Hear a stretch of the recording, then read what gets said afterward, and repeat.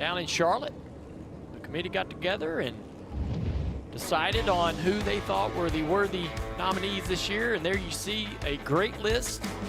Jeff Burton, Kevin Harvick, Larry Phillips. Jeff has had an incredible career as a race car driver, but a lot of people will say that there's things that he's done outside of the car as far as safety, as a broadcaster, leading the driver council.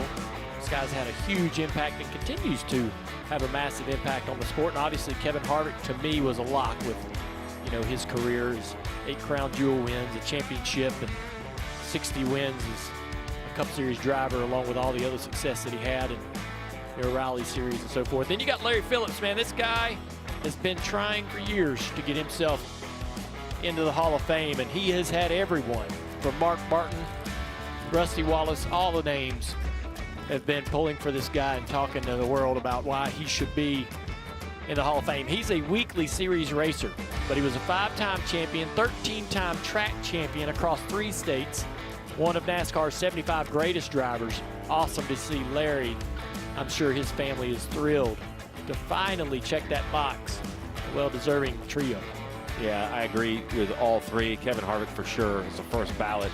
I thought was a no-brainer. Jeff, selfishly, I was so excited. I've shared the booth with him now for over a decade, and I think you said it the best. It's those are what he did on the racetrack, but off the racetrack, I think it's impossible to list just the impact he's had, both when he was a driver and now as a broadcaster.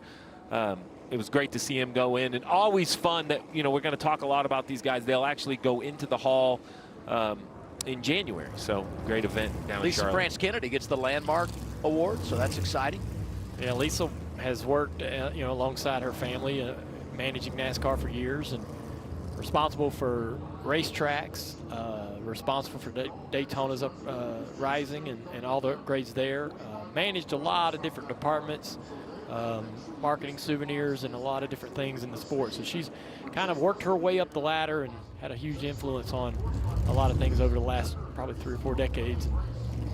Very deserving. There's a lot of people in the room. There was a lot of you were in there. It's humbling. The 3 of us were in there, and, I will tell you, it's very humbling to walk in there. There's, you know, a lot of 40 or 50 people in there, and just a lot of honest conversation. There's a lot of questions, you know, about, hey, why aren't we talking about this person more? Why aren't we considering this person? Everybody gets a chance really to say whatever they need to say, and I felt like this one was a bit easier than some that I did. I did it last year, and that was a little more difficult, but.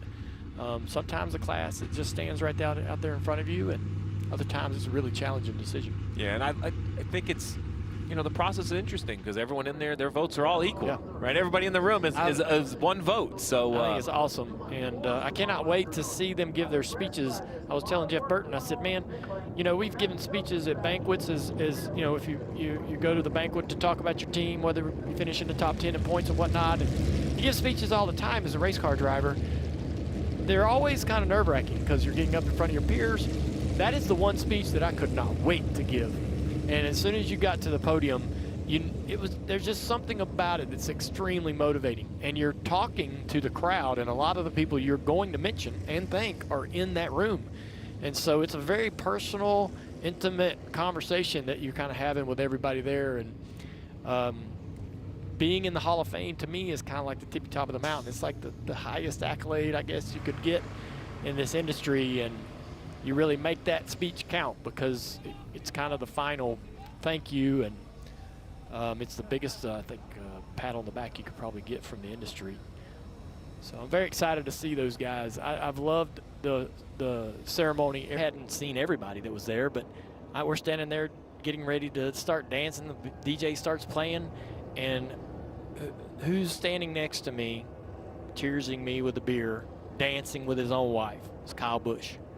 And I'm thinking, in one of the moments that's the most important to me, this guy wanted to be there and wanted to share that with me and be a part of that. And we had a blast. And, you know, it's moments like that, I think, that we all will have come across our minds. We'll remember those kind of moments over the course of time, and it really touches on just the kind of person he was. I really appreciated that about him. That was such a unique surprise that night. Yeah, I mentioned it in the pre-race. For me, you know, we've had 72 hours to just try to don't even know the word. Try to understand what's happened and what's transpired, and it's those conversations. Christopher Bell come to pit road after 2 pit infractions already today. He's recovered from those, driven from the rear. 62 green flag passes for Christopher Bell. Learned a lot about his car doing that. Really happy with it right now.